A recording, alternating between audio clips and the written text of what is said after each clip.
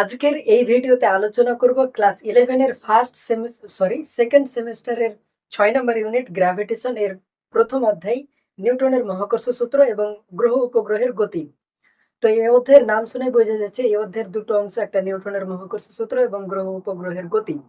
তো আজকের এই ভিডিওটা শুরু করব প্রথম অংশ অর্থাৎ নিউটনের মহাকর্ষ সূত্র দিয়ে, এবং এই ভিডিওতে আমি যত যা কিছু আলোচনা করব সবকিছু আমি নোটস আকারে আমি ডিসক্রিপশনে দিয়ে দেবো।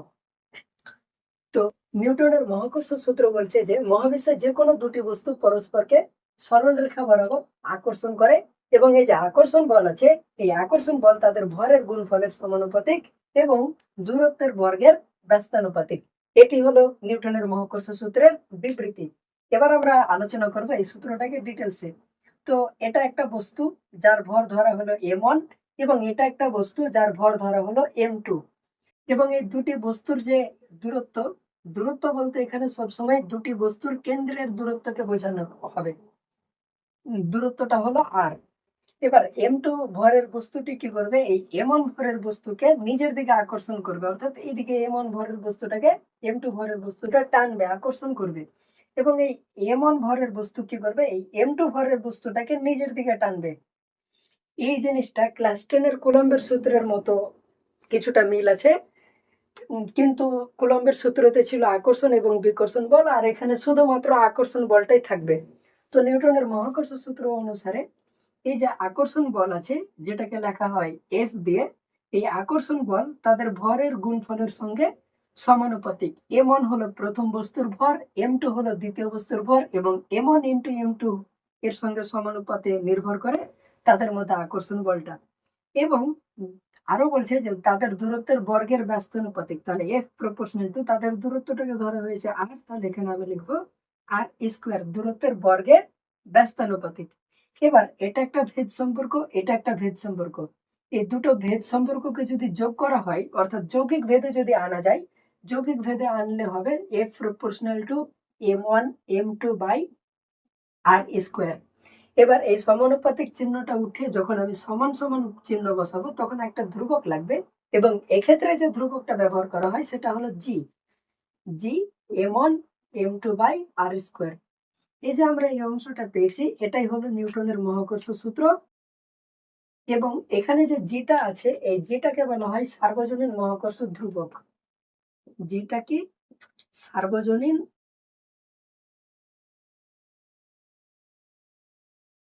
মহাকর্ষ ধ্রুবক। সার্বজনীন বলার কারণ হলো বিভিন্ন পরীক্ষা নিরীক্ষা করে দেখা গেছে যে এই যে জি আছে, এই জি এর মান পুরো মহাবিশ্বে, পৃথিবীতে যেটা জি এর মান, মঙ্গলেও সেটা, বুধেও সেটা, অর্থাৎ পুরো মহাবিশ্বের জন্য জি এর মান নির্দিষ্ট, যার কারণে এই মহাকর্ষ ধ্রুবকটিকে সার্বজনীন মহাকর্ষ ধ্রুবক বলা হয়। এবং এই জি এর যে মান আছে সেটা হলো 6.67 into 10⁻11 newton into metre square into kg⁻²। এটা এসআই পদ্ধতিতে লেখা হয়েছে। যদি সিজিএস পদ্ধতিতে লিখি তাহলে আসবে 6.67 ইন্টু 10⁻⁸। এখানে ছিল -11, এখানে আসবে -8। নিউটনের জায়গায় আসবে ডাইন, নিউটনের জায়গায় আসবে ডাইন, মিটার স্কোয়ার এর জায়গায় আসবে সেন্টিমিটার স্কোয়ার, এবং kg⁻² এর জায়গায় আসবে g⁻²। আমরা এবার আলোচনা করব যে এই এককগুলো কিভাবে এলো, অর্থাৎ মহাকর্ষ ধ্রুবক নিয়ে আমরা এবার বিস্তারিত আলোচনা করব। মহাকর্ষ ধ্রুবক। তো নিউটনের যেটা মহাকর্ষ সূত্র ছিল সেটা F equal to G into m1 into m2 by R square. এবার এই সূত্রটাকে যদি জি কে একদিকে করে লেখা হয়, তাহলে সূত্রটা দাঁড়াবে এরকম, F into r square by m1 into m2। এবার যদি আমরা জি এর একক বের করতে চাই, তাহলে জি এর একক সমান সমান এফ এর একক ইন্টু আর স্কোয়ার এর একক বাই m1 ইন্টু m2 এর একক। এবার জি এর একক লিখছি, জি এর একক সমান সমান এফ এর একক, এফ মানে বল, বলের একক নিউটন। এটা আলোচনা হচ্ছে এসআই পদ্ধতিতে, এবং এরপরে আলোচনা করব নিচে সিজিএস পদ্ধতিতে। তো নিউটন হলো আর মানে দূরত্ব, দূরত্বের একক হলো মিটার এবং আর এর সঙ্গে স্কোয়ার থাকার কারণে এখানে একক হলো স্কোয়ার। এবার M1 হলো ভর এবং M2 হলো ভর, আবার ভরের একক হলো কিলোগ্রাম। তাহলে M1 এর জন্য কিলোগ্রাম আর M2 এর জন্য কিলোগ্রাম। দুটো কিলোগ্রাম যখন গুণ হয়ে যাবে তখন এখানে বসবে কিলোগ্রাম স্কোয়ার বা কেজি স্কোয়ার। এবার এখান থেকেই লেখা যায় newton into metre square into KG to the power -2। এবার এটা এসে এককে লেখা হয়েছে, যদি সিজিএস এককে লিখতে হয় তাহলে নিউটনের জায়গায় চলে আসবে ডাইন, মিটার স্কোয়ারের জায়গাতে আসবে centimetre square, KG to the power -2 এর জায়গায় চলে আসবে গ্রাম টু দি পাওয়ার -2। এবার এটা হলো একক, জি এর একক। এবার যদি মাত্রা বের করতে চাই, জি এর মাত্রা যদি বের করতে চাই তাহলে মাত্রা কি, জি এর মাত্রা সমান সমান বলের মাত্রা ইন্টু দূরত্ব তার স্কোয়ার এর মাত্রা ইন্টু M1 ইন্টু এর মাত্রা, অর্থাৎ ভর, দুটি ভরের মাত্রা। তাহলে জি এর মাত্রা সমান সমান এফ, এফ এর মাত্রা, এফ এর মাত্রা কত, M L T to the power -2। আর আর মানে দূরত্ব, দূরত্বের মাত্রা কত, দূরত্বের মাত্রা, দূরত্বের মাত্রা হলো এল এবং আর আর এর সঙ্গে স্কোয়ার থাকার কারণে এখানে বসবে এল স্কোয়ার এবং নিচে M1 এবং M2 এই দুটো হলো ভর, ভরের মাত্রা হলো এম। এবার দুটো ভর, দুটো মাত্রা যদি, দুটো মাত্রা অর্থাৎ দুটো এম যদি থাকে তাহলে সেখানে একবারে লিখলে হবে এম স্কোয়ার। এবার এখানে কাটাকাটি করে হিসাব করে পাওয়া যায় M to the power -1, L to the power cube আর টি টু দি পাওয়ার -2। এটা হলো জি এর মাত্রা। এবার আমরা আলোচনা করব এই মহাকর্ষ ধ্রুবক এর সংজ্ঞা। তো এখানে আমরা M1 ধরেছি এবং M2 ধরেছি। এবার যদি এরকম হয় যে M1 আর M2 দুটোই বস্তুর ভর সমান 1 ইউনিট এর সঙ্গে, অর্থাৎ M1 এর ভর 1 ইউনিট, M2 এর ভর 1 ইউনিট এবং এই দুটোর যে মধ্যবর্তী দূরত্ব আছে অর্থাৎ আর এর যেটা মান সেটা হয়ে গেল 1 ইউনিট। তো যদি 1 ইউনিট হয়ে যায় তাহলে এই পুরো অংশটাই হয়ে যাবে 1। তখন জি সমান সমান লেখা যাবে এফ, জি সমান সমান লেখা যাবে এফ। এখান থেকে আমরা মহাকর্ষ ধ্রুবকের সংজ্ঞা বের করতে পারি, সরি, এখান থেকে আমরা মহাকর্ষ ধ্রুবকের সংজ্ঞা বের করতে পারি। সংজ্ঞাটা কি হবে, দুটি একক ভরের বস্তু একক দূরত্বে থাকলে তাদের মধ্যে যে আকর্ষণ বল থাকে সে আকর্ষণ বলের মানটাই হলো মহাকর্ষ ধ্রুবকের মান, যেটা হলো 6.67 ইন্টু 10 টু দি পাওয়ার -11। এরপরে আমরা আলোচনা করব মহাকর্ষ সূত্রের ভেক্টর রূপ নিয়ে।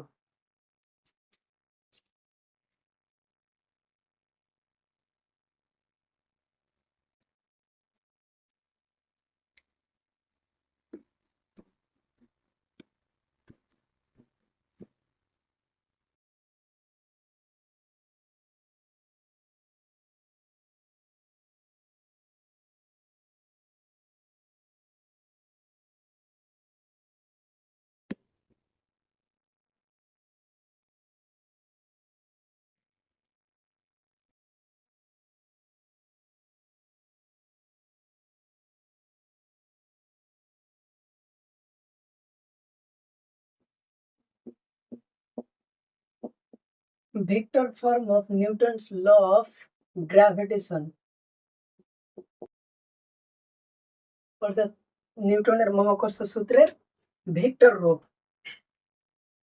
তো আমরা ছবি সহ আলোচনা করব। এটা ধরা হলো M1 ভরের বস্তু এবং এটা হলো M2 ভরের বস্তু এবং দুটো বস্তুই আছে একটা লেখচিত্রের মধ্যে।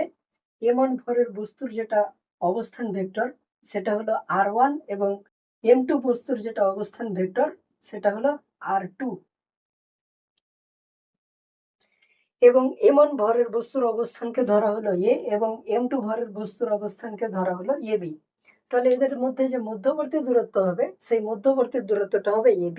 আর আমরা এখানে ধরে নিচ্ছি যে AB এর যেটা মান সেটা হচ্ছে R মান, শুধু মান আলোচনা করছি। এবার এই M2 ভরের বস্তু কি করবে, এই M1 ভরের বস্তুকে নিজের দিকে টানবে এবং এক্ষেত্রে যে বলটা প্রযুক্ত হবে সেই বলটাকে প্রকাশ করা হবে F12 ভেক্টর দ্বারা। F12 ভেক্টর মানে কি? F12 ভেক্টর মানে হলো প্রথম বস্তু অর্থাৎ m1 ভরের বস্তুর উপরে প্রযুক্ত বল m2 বস্তুর মাধ্যমে। ইংরেজিতে লিখলে হবে force 1 m1 due to m2, অর্থাৎ m1 বস্তুর উপরে প্রযুক্ত বল m2 বস্তুর দ্বারা। এবার এই বস্তুটা যখন এই দিকে আসবে তখন একটা অবস্থান ভেক্টর সরণ ভেক্টর কাজ করবে, যার দিক হবে এইদিকে, এবং এই যে সরণ ভেক্টর হবে সেই সরণ ভেক্টরটা হবে r12 ভেক্টর। এবং এই সরণ ভেক্টর বাস এটাই। এবার এই যে বলটা আছে, এই F12 বল যে আছে, এই F12 বল সমান সমান কি লেখা যাবে? G into m1 into m2 by r square, আর এবি স্কোয়ার ইন্টু এর সঙ্গে আমাকে একটা ইউনিট ভেক্টর লাগবে, যে ইউনিট ভেক্টরটা হবে ডিসপ্লেসমেন্ট ভেক্টর অর্থাৎ সরণ ভেক্টরের। এখানে সরণ ভেক্টর হিসাবে যেটা কাজ করছে সেটা হলো r12। তাহলে এই r12 আমাকে লাগবে ইউনিট ভেক্টর হিসাবে, কারণ কোন একটা ভেক্টর সমান সমান ভেক্টরের মান ইন্টু দিক। এটা হচ্ছে মান এবং এটা হচ্ছে দিক। এবার এই r12 ভেক্টর সমান সমান লেখা যায় r ভেক্টর বাই আর। এই অংশটুকুই যদি আমরা এই সমীকরণে বসাই তাহলে আমরা পাবো F12 vector equal to G m1 m2 by R square into r vector, আর ইউনিট ভেক্টরের পরিবর্তে লিখতে পাবো, ও সরি এখানে 12 হবে, r12 ভেক্টর বাই নিচে হবে r12। এবার এখানে যে দূরত্বটা আছে সেটাও থাকবে r12। তো এখানে যেহেতু শুধুমাত্র মান আলোচনা করা হচ্ছে এবং এটাও যেহেতু নিচে যেটা আছে সেটা শুধু যেহেতু মান, এটা হলো মান, এটা হলো ভেক্টর এবং এটা হলো একক ভেক্টর, একক ভেক্টর। তাহলে এখানে r12 খুব একটা গুরুত্ব রাখে না। তাহলে এবার এখান থেকে এই সূত্রটা লেখা যাবে F12 equal to G m1 m2 by এখানে আর স্কোয়ার আর এখানে আর গুণ করে দিলে হবে আর কিউব ইন্টু r12 ভেক্টর। এটাই হলো নিউটনের মহাকর্ষ সূত্রের ভেক্টর রূপ। এবার m1 ভরের বস্তুকে m2 ভরের বস্তু যেভাবে টানছে F12 বল দিয়ে, ঠিক ওরকমই m1 ভরের বস্তুও m2 ভরের বস্তুটাকে নিজের দিকে টানবে, এবং এক্ষেত্রে যে প্রযুক্ত বল সেটাকে লেখা হবে F21 ভেক্টর দ্বারা। F21 কি? F21 হলো force 1 m2 due to m1, অর্থাৎ এরই উল্টোটা সেম সেম একই, এর উল্টোটাই। তাহলে এবার যখন এই বস্তুটা এই m2 ভরের বস্তু যদি ওদিকে যায় তাহলে এই দিকে বরাবর একটা ডিসপ্লেসমেন্ট ভেক্টর কাজ করবে এবং সেটাকে লেখা হবে r21 ভেক্টর দ্বারা।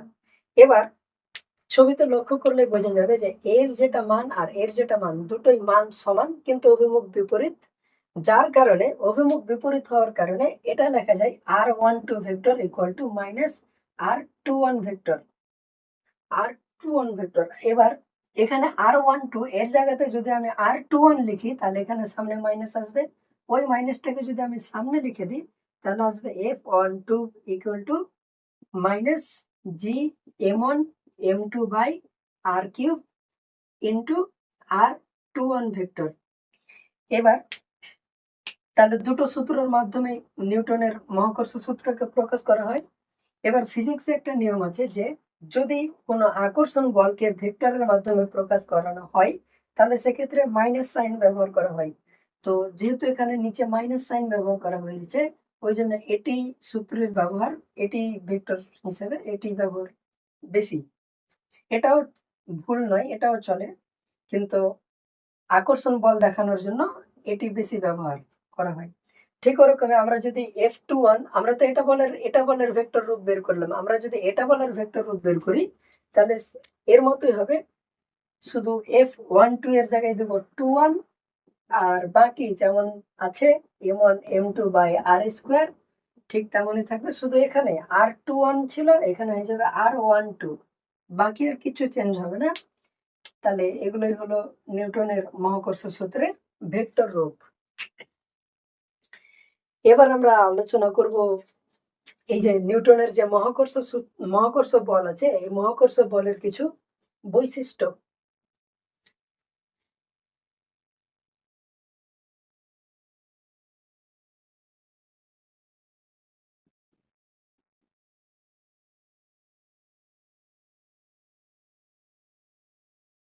মহাকর্ষ বলের কিছু বৈশিষ্ট্য।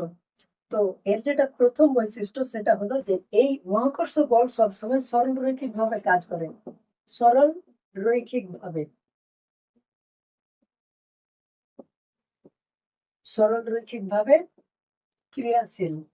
অর্থাৎ যদি এটা একটা বস্তু হয় আর এটা একটা বস্তু হয়, তাহলে এই দুজনের মধ্যে যদি মহাকর্ষ বল ক্রিয়া করে, তাহলে এটা সবসময় সরল রৈখিক হবে। এটা কোনো সময় এইদিকে বেঁকে যাবে না। অর্থাৎ এখানে বস্তু আছে আর এর মধ্যে মহাকর্ষ বল প্রযুক্ত হচ্ছে এদিকে, এটা কখনো হবে না।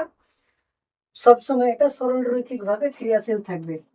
দ্বিতীয় বৈশিষ্ট্য হলো যে এই যে মহাকর্ষ বল আছে, এই মহাকর্ষ বল হলো প্রকৃতির মধ্যে সব থেকে দুর্বলতম বল। প্রকৃতির মধ্যে সব থেকে দুর্বল বল, দুর্বল আকর্ষণ বল। প্রকৃতির মধ্যে সব থেকে দুর্বল আকর্ষণ বল। এর যেটা তৃতীয় বৈশিষ্ট্য হলো সেটা যে এটা ভৌত অবস্থার উপর নির্ভর করে না। ভৌত অবস্থা মানে এর আকার, মহাবিশ্বের যে কোনো দুটো যাদের মধ্যে মহাকর্ষ বল ক্রিয়া করবে তাদের আকারের উপরে, তাদের অবস্থার উপরে নির্ভর করে না। ভৌত অবস্থা নির্ভরশীল নয়। চতুর্থ কি বৈশিষ্ট্য? চতুর্থ বৈশিষ্ট্য হলো যে এটি হলো সংরক্ষিত বল বা সংরক্ষী বল। সংরক্ষী বল মানে কি? এখানে মোট শক্তি সবসময় স্থির থাকে।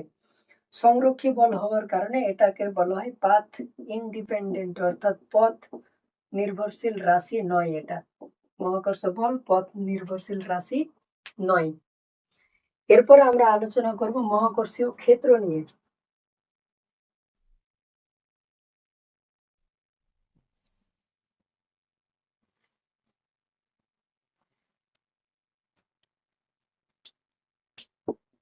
মহাকর্ষীয়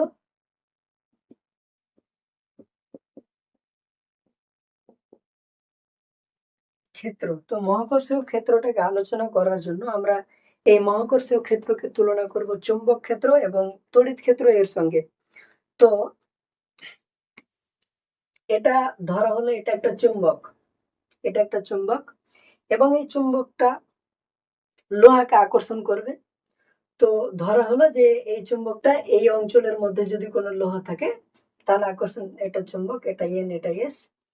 এবং এই অঞ্চলের বাইরে যদি কোনো একটা লোহা থাকে তাহলে সেই লোহাটাকে এই চুম্বক আকর্ষণ করতে পারবে না, যেহেতু চুম্বকের অতখানি দূরত্ব নেই, অতখানি পাল্লা নেই যে আকর্ষণ করবে। তো এই যে এই অঞ্চলটুকু আছে, যে অঞ্চলের মধ্যে এই চুম্বকটা কোন একটা বস্তুকে আকর্ষণ করতে পারবে সেই অঞ্চলটুকুকেই বলা হবে চুম্বক ক্ষেত্র। ঠিক ওরকমই কোন একটা আধান যদি থাকে তাহলে সেই আধানটা যতটুকু অঞ্চল পর্যন্ত অন্য আধানকে আকর্ষণ অথবা বিকর্ষণ করতে পারবে সেই অঞ্চলটুকুকে বলা হবে তড়িৎ ক্ষেত্র। ঠিক এরকমই যদি কোনো একটা বস্তু থাকে তাহলে সেই বস্তুটা যতটুকু অঞ্চল পর্যন্ত অন্য কোনো একটা বস্তুকে আকর্ষণ করতে পারবে সেই অঞ্চলটুকুকে বলা হয় মহাকর্ষ ক্ষেত্র। আরো আরো ভালোভাবে বলি, এটা একটা বস্তু, ধরা হলো যে এখানে কোনো একটা বস্তু আছে। এবার নিউটনের মহাকর্ষ সূত্র কি বলেছিল? F proportional two 1/r²। অর্থাৎ দূরত্ব যদি বাড়ে তাহলে দুটোর মধ্যে আকর্ষণ বা মহাকর্ষ বলের মান কমে যায়। তো দূরত্ব বাড়তে বাড়তে এমন একটা অবস্থা আছে যে অবস্থাতে বা যে দূরত্বে এই দুটো বস্তুর মধ্যে মহাকর্ষ বলের মান শূন্য। তো যে দূরত্বে মহাকর্ষ বলের মান শূন্য সেই দূরত্ব পর্যন্ত অঞ্চলটুকুকেই বলা হয় মহাকর্ষীয় ক্ষেত্র। তো আমরা তড়িতের ক্ষেত্রে পড়েছিলাম যে যদি কোনো একটা তড়িৎ আধান যদি বাইরে থাকে আর সেটাকে যদি তড়িৎ ক্ষেত্রতে আনতে হয় তাহলে আনার জন্য যে কাজ করতে হয় সেটাকে বলা হয় বিভব। এবং বিভব সমান সমান লেখা যায়, বিভব সমান সমান লেখা যায় কার্য। এটাকে এখান থেকে তড়িৎ ক্ষেত্রতে আনার জন্য যে কার্য করতে হবে সেটা ডিভাইডেড বাই আধান। ঠিক ওরকমই যদি আমরা মহাকর্ষীয় ক্ষেত্র আলোচনা করি, মহাকর্ষীয় ক্ষেত্রের এখানে পাবো যেটা সেটা হবে মহাকর্ষীয় বিভব। আর এখানে বিভব সমান সমান লেখা হবে কার্য বাই ভর। এখানে ছিল আধান, ওই জন্য আধান, আর এখানে আছে ভর, ওই জন্য এখানে লেখা হবে ভর। এবার বিভবকে লেখা হয় ভি দিয়ে। কার্য সমান সমান আবার বল গুণ সরণ। কার্য সমান সমান হলো বল গুণ সরণ।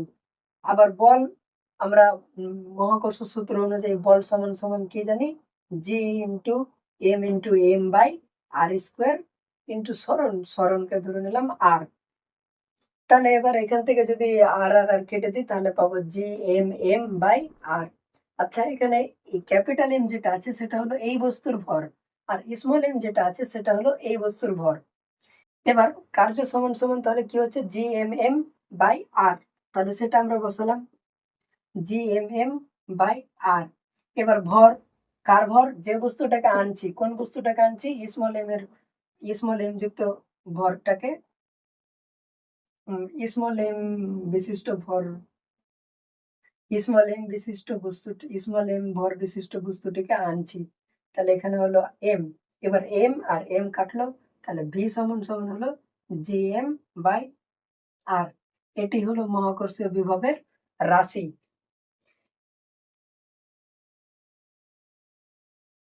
এবার যদি আমরা কার্য আলোচনা করি, তাহলে এই যে এটা ছিল কি, এটা ছিল কার্য, এটা ছিল কার্য। এই বস্তুটাকে এখানে আনার জন্য যে কার্য করতে হবে, তড়িৎ ক্ষেত্রে সরি মহাকর্ষীয় ক্ষেত্রতে আনার জন্য যে কার্য করতে হবে, এটা ছিল ই অবস্থান আর এটা হলো এ ড্যাশ অবস্থান। এখান থেকে এখানে আনার জন্য যে কার্য করতে হবে, সেই কার্যটাই স্থিতি শক্তি হিসাবে এই বস্তুর উপরে, এই বস্তুর মধ্যে সঞ্চিত থাকবে। তাহলে কার্য সমান সমান হলো জি এম বাই আর, এবং স্থিতি শক্তির সমীকরণ হবে জি এম বাই আর।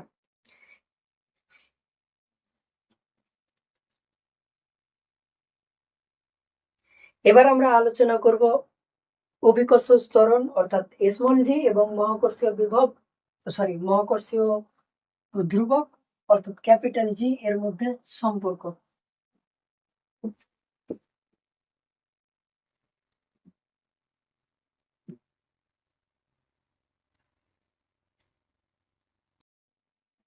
স্মল জি অর্থাৎ অভিকর্ষ ত্বরণ,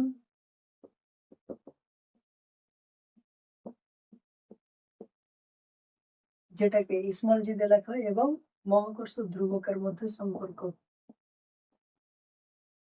মহাকর্ষ ধ্রুবক যেটাকে লেখা হয় ক্যাপিটাল জি এর মধ্যে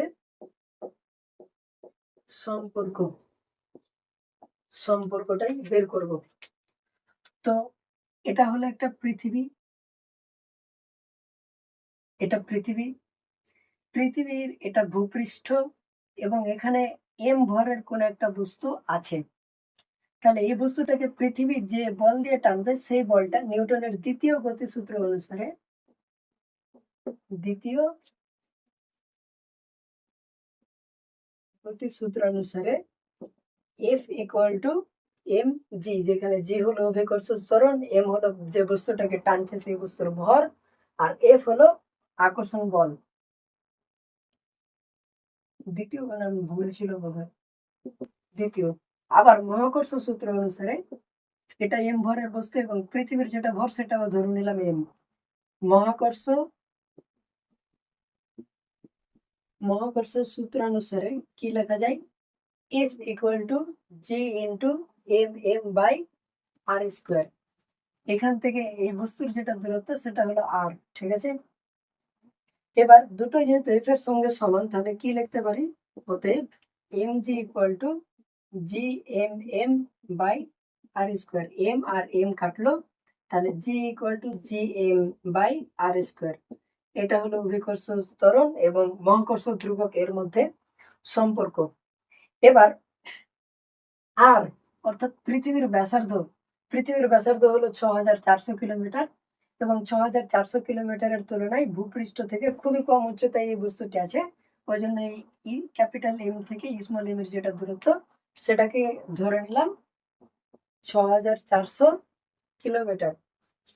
এবং স্মল ক্যাপিটাল এম যেটা আছে, সেই ক্যাপিটাল এম হলো পৃথিবীর ভর, এবং পৃথিবীর ভর হলো 6.0 × 10⁻24 কিলোগ্রাম। এটা হলো পৃথিবীর ভর। জি এর যেটা মান আছে সেটা হলো 6.67 into 10⁻11 newton into metre square into kg⁻²। এবার এই মানগুলোকে যদি এবার এই মানগুলোকে যদি জি এর সমীকরণে যদি বসানো যায় 6.67 ইন্টু 10⁻11 ইন্টু এম এর মান হলো 6.0 ইন্টু 10⁻24 বাই আর স্কোয়ার, আর এর মান হলো 6400 কিলোমিটার। এবার এই মানটা কিলোমিটারে দেওয়া আছে, যদি মিটারে পরিণত করি তাহলে এটা আসবে 6400 কিলোমিটার ইন্টু মিটার। মিটারে পরিণত করার জন্য 1000 দিয়ে গুণ করে দেবো, তাহলে এখানে 2টা শূন্য আর এখানে 3টা শূন্য দিয়ে মোট কটা শূন্য আছে? 3 আর 2 5টা শূন্য। আবার যদি এখানে দশমিক এক ঘর আগে নিই তাহলে এটা হলো 6.4 ইন্টু 10⁻6। তাহলে এই যে 6.4 ইন্টু 10⁻6 এটা হলো আর এর মান। এবার আর এর সঙ্গে স্কোয়ার ছিল, এখানে স্কোয়ার দিলাম। এবার এই মানটাকে যদি ক্যালকুলেটরে হিসাব করা যায় তাহলে এই মানটা আসবে 9.806। এবার জি এর একক হলো মিটার পার সেকেন্ড স্কোয়ার, অর্থাৎ এটা হলো 9.806। এটা হলো অভিকর্ষ ত্বরণের মান। এবার আমরা আলোচনা করব যে এই যে অভিকর্ষ ত্বরণ আছে, এই অভিকর্ষ ত্বরণের মান বিভিন্ন কারণে পরিবর্তন হয়।